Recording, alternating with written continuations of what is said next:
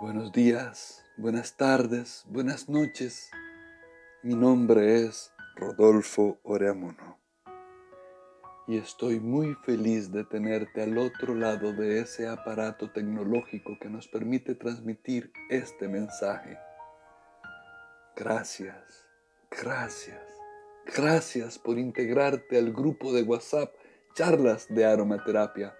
Te motivo a que invites a otras personas que puedan aprovechar este intento del corazón. Enfrentamos poderosos desafíos de la realidad en estos momentos y sabemos que el apoyo mutuo y la sabiduría colectiva son el gran secreto de la evolución de todas las especies. Nuestro objetivo es aportar a la consolidación de una comunidad vibrante y consciente, dotada de una mentalidad colaborativa que no solo piense en el beneficio personal, sino en el fortalecimiento de la comunidad. Aprendamos de las plantas cómo han sobrevivido a más de 400 millones de años. Lo veremos en detalle en los próximos minutos. Respiramos profundo. Nos preparamos para hacer un viaje en el tiempo. Cerramos los ojos y abrimos la mente. Usaremos la imaginación. Visualizamos en esa pantalla mental todo este recorrido de la evolución de la vida. Nos relajamos. Estamos listos.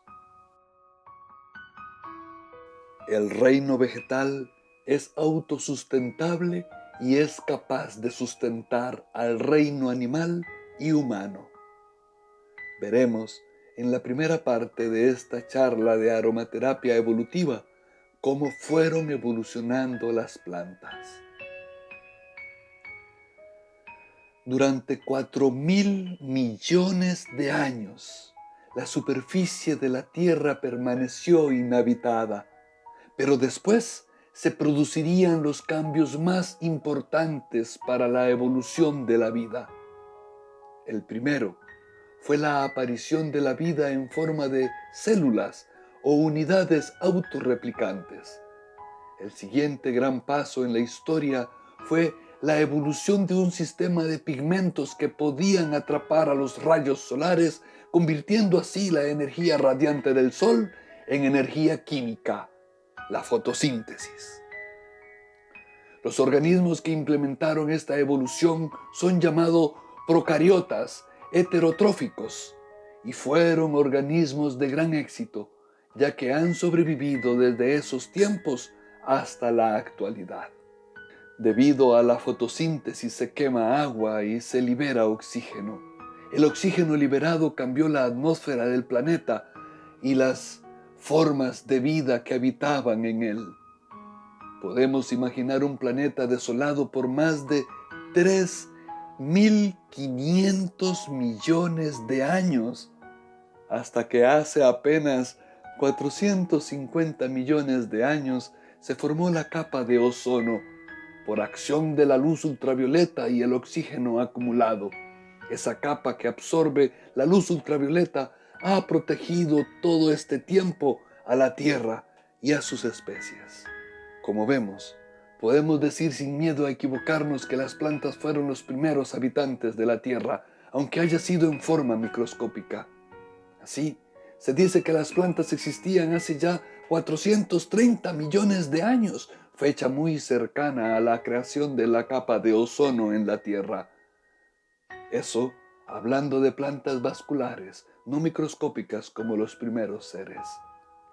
Se sabe también que hace 400 millones de años apareció la primera planta con hojas y que hace 350 millones de años la planta se aseguró su propia reproducción, inventándose el óvulo y el polen. Estas plantas se llamaron gimnospermas y dominaron el planeta hasta la aparición de las angiospermas hace unos 100 millones de años.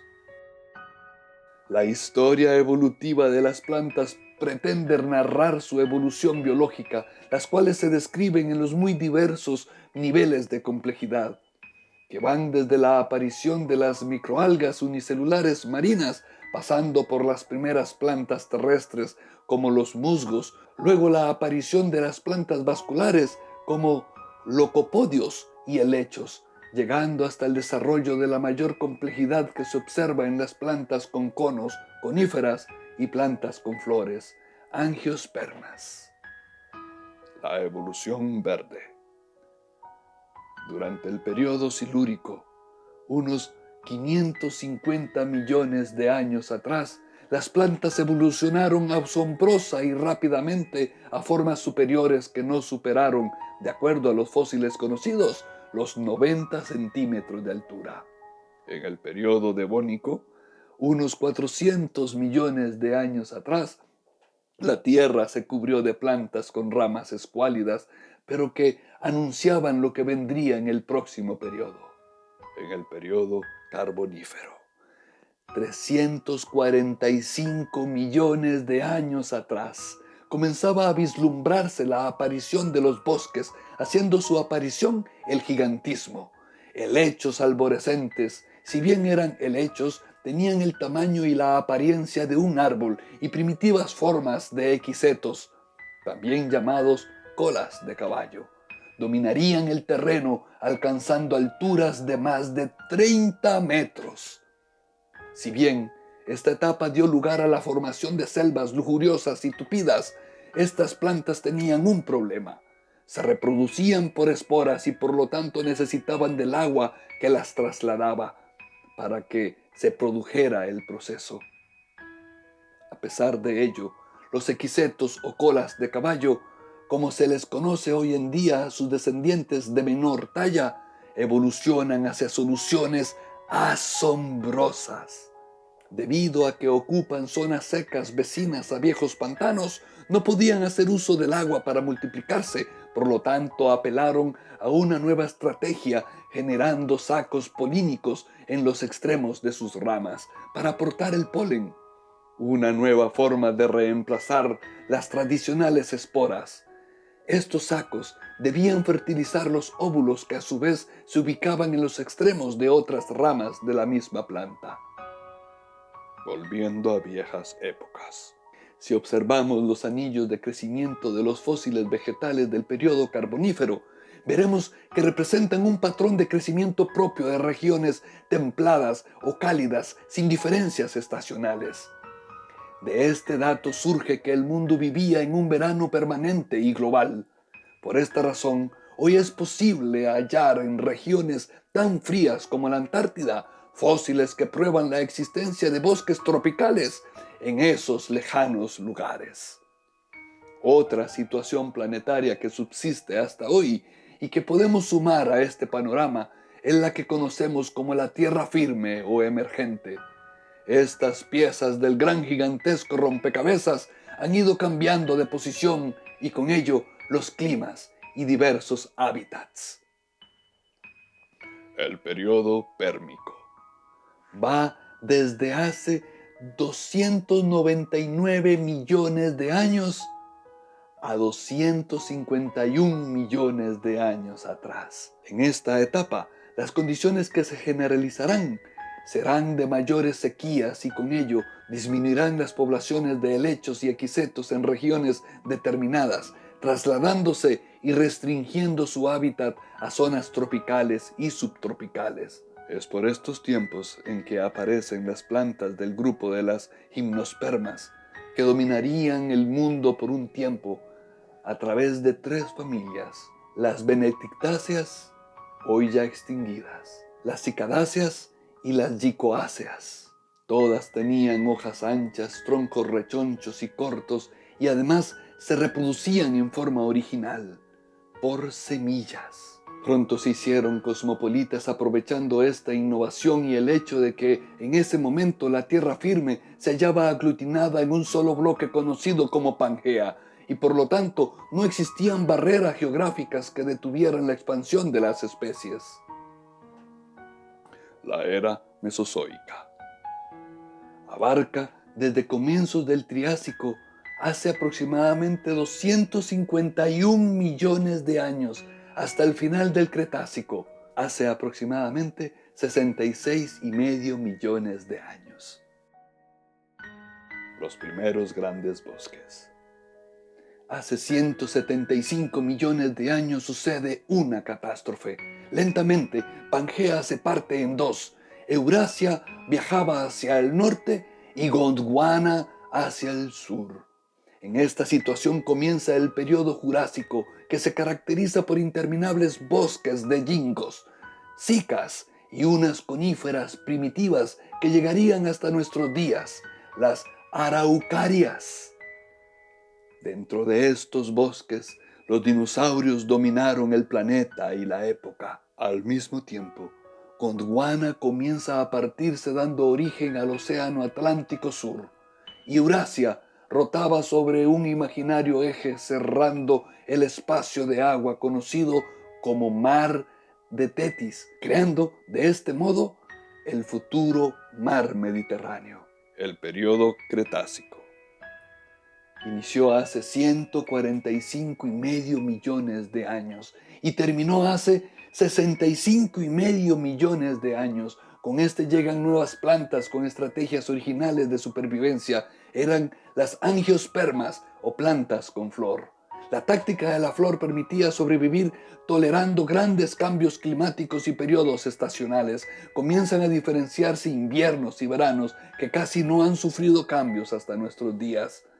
El espacio entonces fue ocupado por robles, plátanos, nogales y luego las demás familias. Esta ocupación de la tierra trajo nuevos cambios.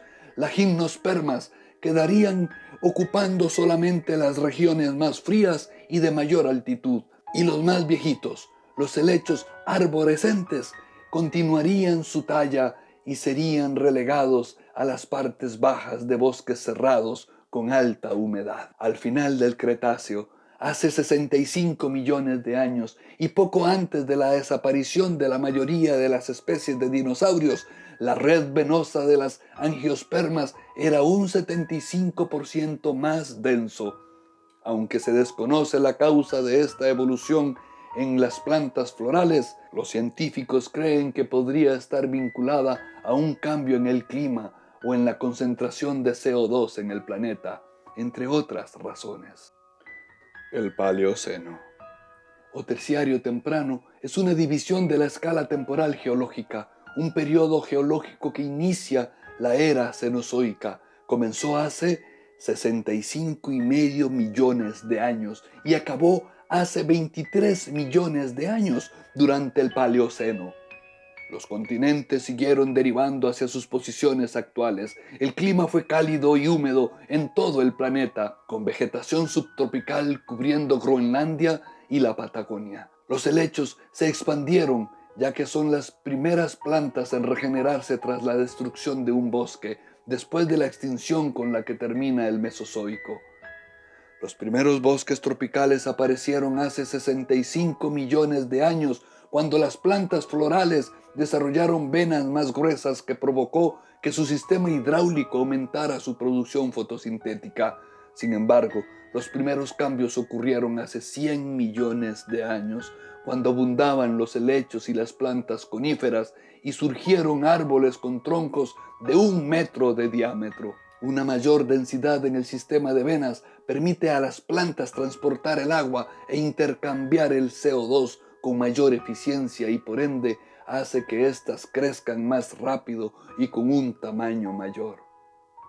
En esa época prehistórica ocurrió una transición dramática en la ecología de las angiospermas y posiblemente en la química y en la atmósfera. Hoy por hoy las plantas con flores o angiospermas representan aproximadamente el 90% de todas las especies de plantas vivas, incluidas la mayoría de los cultivos alimentarios. Como hemos visto, en la historia evolutiva del reino vegetal, estas superaron a otras plantas como las coníferas y los helechos, que son anteriores a ellas, pero la forma en que lo hicieron siempre será un misterio. La increíble inteligencia de las plantas. Distintos estudios aseguran que las plantas pueden aprender, recordar y comunicarse, y todo ello sin una sola neurona. Si alguien nos pidiera examinar una foto de la sabana africana, con jirafas, antílopes y cebras por todas partes, y apuntar en un papel lo que hemos visto en ella, lo más probable es que en nuestra descripción no haya rastro alguno de las plantas, pese a que la imagen estaría llena de árboles, arbustos y hierbas. Este sesgo hacia los animales es tan común que existe un término para él: ceguera vegetal, estudiada en los años 90 por los botánicos James Wandersee y Elizabeth Schuller. Consiste en una incapacidad para notar las plantas que viven en nuestro entorno, lo que implica que no reconocemos su importancia en la biosfera y en nuestras vidas. Es un fenómeno paradigmático, ya que si mañana desaparecieran las plantas del planeta, en un mes toda la vida se extinguiría, defiende Stefano Mancuso, profesor de la Universidad de Florencia. Sin ellas, el ecosistema colapsaría, no tendríamos alimento ni oxígeno, ni siquiera combustibles. El estudio de la inteligencia de las plantas atraerá una nueva revolución agrícola, técnicas novedosas de gestión medioambiental y una visión distinta de nuestro lugar en el mundo. Y esta cuestión no es flor de un día. El mismísimo Charles Darwin se interesó por investigar las plantas y su hijo, Francis Darwin, fue uno de los primeros expertos en fisiología vegetal. En un discurso proferido en 1908 en el Congreso de la Asociación Británica para el Avance de la Ciencia, llegó a afirmar que son seres inteligentes, para escándalo de la mayoría de los botánicos. Hoy, el vocabulario que se usa en esta rama de la investigación sigue rodeado de polémica. Las plantas pueden resolver problemas. Mancuso, quien se niega a cambiar el nombre del Laboratorio Internacional de Neurobiología Vegetal que lidera en la citada universidad italiana, ante la pregunta de si las plantas son inteligentes, responde: todo depende de cómo definamos la inteligencia. Yo la veo como la capacidad de resolver problemas, y se sabe que las plantas son capaces de hacerlo. Si no, no sobrevivirían. Así que sí, sin duda, son inteligentes. En su último libro, Sensibilidad e inteligencia en el mundo vegetal, ofrece un sinfín de ejemplos que buscan dar a los lectores la posibilidad de juzgar a las plantas por sí mismos. Los hallazgos en los últimos 50 años han arrojado luz sobre sus increíbles capacidades. Una opinión que tal vez habría compartido Charles Darwin.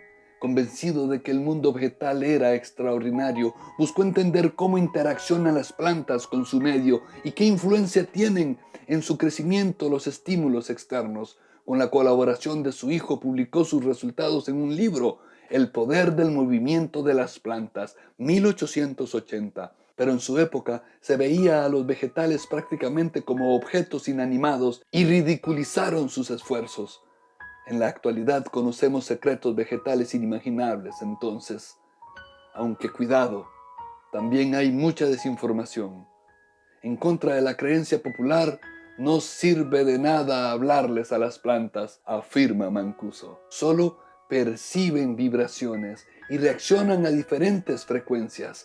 De acuerdo a un artículo publicado en el 2012 en la revista Trends in Plant Science, las raíces se decantan por las frecuencias más bajas, entre 100 y 400 hercios, y crecen en dirección a las fuentes de sonido. En torno a 300 hercios es parecida a la que produce el agua fluyendo. Especula Mancuso, que participó en este estudio, y añade: las raíces crecen en dirección de tuberías por donde circula agua, incluso cuando su superficie exterior está seca. Puede que sean capaces de escucharla y que la asocien con esta frecuencia. La parte aérea del vegetal no se interesa por el habla ni por la música, pero gracias a la misma capacidad auditiva detecta si alguien se está comiendo sus hojas y, lo más curioso, sabe defenderse. Las vibraciones producidas por una oruga al alimentarse inducen cambios en el metabolismo de la planta. Estas son una señal para que las células sinteticen sustancias químicas defensivas para repeler el ataque. Por ahora se ignora si existen más señales de este tipo, pero una investigación del 2012 desveló que las plantas son además capaces de producir sonidos. Mientras crecen, las raíces emiten clics, resultado de la ruptura de las paredes celulares hechas de celulosa y por lo tanto bastante rígidas durante el crecimiento de las células, explica Mancuso. Su función, si es que existe, se desconoce. Sin embargo, el hecho de que se hayan identificado vibraciones capaces de influir en el comportamiento vegetal abre la puerta a la posibilidad de que el clicking, nombre con el que se ha bautizado este fenómeno, pueda ser algo más de lo que aparenta. La estrategia defensiva de la Arabidopsis la emplean también otras especies. El mundo vegetal está lleno de químicos experimentados, capaces de sintetizar compuestos tan eficaces que algunos son utilizados en la medicina. Aún así, encierran secretos que solo ahora empezamos a desvelar. En el caso de las flores, la emisión de fragancias está relacionada con la reproducción y estudios recientes indican, por ejemplo, que los compuestos volátiles producidos por las hojas son llamadas de auxilio, como es el caso del inconfundible aroma del césped recién cortado, siempre dependientes de sus vecinas. En la Universidad de California en Davis, Estados Unidos, el ecólogo Richard Carban estudia estas comunicaciones en el pequeño arbusto Artemisa tridentata.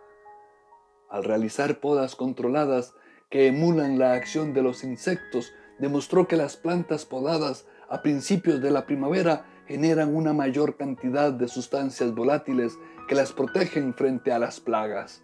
Curiosamente, como ocurría con las Arabidopsis, una planta cercana que no haya sido podada también adquiere esa protección. ¿Estarán hablando entre ellas? No exactamente.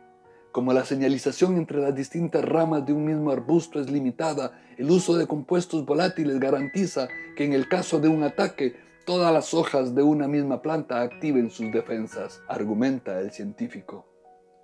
Siempre atentas a lo que hacen sus vecinas, continúa.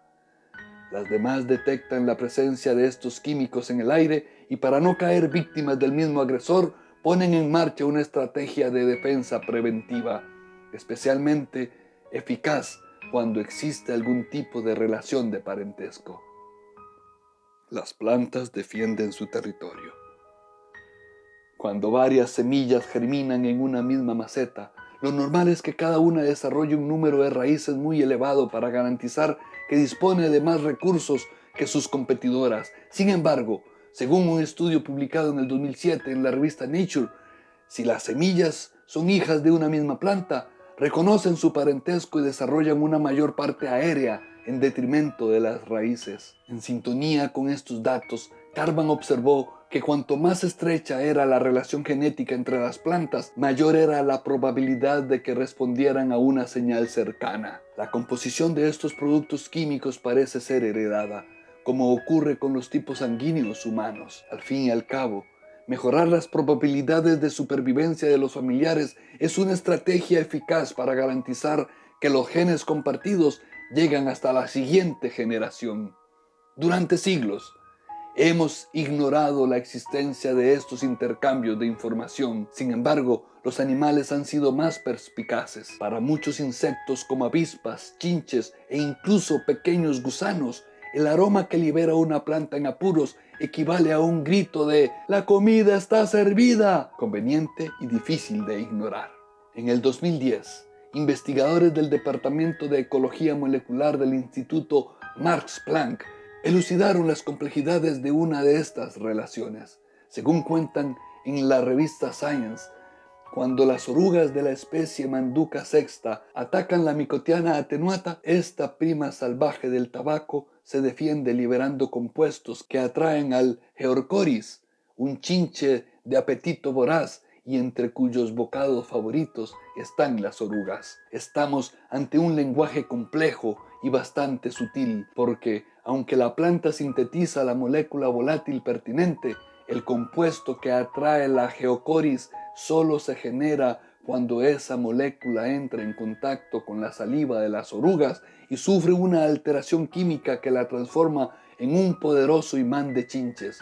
Así, la oruga se condena a sí misma y la presencia del depredador le da a la planta el tiempo que necesita para fabricar a toda prisa un arsenal químico de defensa. Teniendo en cuenta el gasto energético que supone la síntesis de estos compuestos, Mancuso defiende que comportamientos como estos conforman una auténtica expresión de inteligencia que denotan un cálculo de riesgos y una previsión de beneficios. La toma de decisiones es una capacidad cognitiva tan compleja que pocos se atreven a afirmar que exista en el mundo vegetal. Sin embargo, cada vez más estudios sugieren que las plantas son capaces de decidir en función de las circunstancias y de adoptar estrategias que permitan, por ejemplo, maximizar la probabilidad de tener descendencia. Las plantas ven sin ojos, escuchan sin oídos y prueban y huelen su entorno, explicó Mancuso en una charla en Madrid en el 2015. No tienen estructuras comparables a nuestros órganos especializados, aunque tampoco los necesitan. Hasta aquí esta primera parte de nuestra charla Aromaterapia Evolutiva. Un viaje por la evolución planetaria y del reino vegetal. Sabemos entonces que las plantas poseen estos compuestos volátiles conocidos como la esencia de la planta y que han superado todo tipo de desafíos a lo largo de su historia evolutiva y que el factor colaborativo juega un papel fundamental en su supervivencia. La esencia es la parte más refinada de las plantas, donde está depositado todo su potencial, y es gracias a la inteligencia humana que hemos logrado extraer esta esencia de las diferentes partes de la planta donde se encuentran y conservarla en lo que conocemos como aceites esenciales, los cuales son capaces de mejorar las condiciones de vida de los seres humanos. Los aceites esenciales pueden incidir positivamente en el cambio de ánimo, dar fortaleza, equilibrio emocional y mental, y pueden facilitar la pronta recuperación de desequilibrios físicos. Espero que de ahora en adelante miremos a las plantas del patio y jardín de otra manera.